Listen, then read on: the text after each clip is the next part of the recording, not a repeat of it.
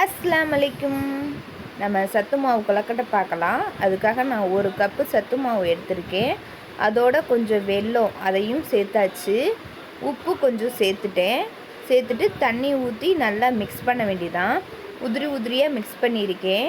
இதோட குட்டி குட்டியாக கட் பண்ண தேங்காய் அதையும் போட்டுட்டு நல்லா மிக்ஸ் பண்ணிவிட்டு இட்லி பாத்திரத்தில் துணியை விரிச்சாச்சு. இனி நம்ம அந்த மாவில் கொலக்கட்டை பிடிக்க வேண்டியதான். சும்மா அதை உருண்டை மாதிரி எடுத்து அப்படியே கையில் வச்சு அழுத்தி பிடிச்சாச்சா முடிஞ்சிருச்சு. நீங்கள் என்ன சேஃப் வேணாலும் பிடிச்சிக்கலாம். ஆனால் மேக்ஸிமம் இப்படி தான் சேஃப் பிடிப்பாங்க.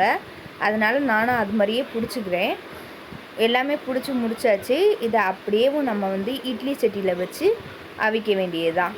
இட்லி பாத்திரத்தில் வச்சு மூடிட்டால் ஒரு 5 நிமிட்ஸு விட்டால் போதுங்க, வெந்துடும். சூப்பராக ரெடி ஆயிடுச்சு. நல்லா ஆவி பறக்குது பாருங்கவே.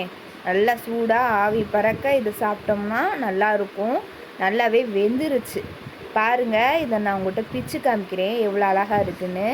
நல்ல டேஸ்ட்டாகவும் இருந்துச்சு. அந்த வெல்லம் மெல்ட் ஆயிடுச்சு சூட்டுக்கு அதுக்கும். அதனால் நல்லா டேஸ்ட்டாக இருந்துச்சுங்க. அவ்வளோதாங்க, சத்து மாவு கொழுக்கட்டை ரெடி.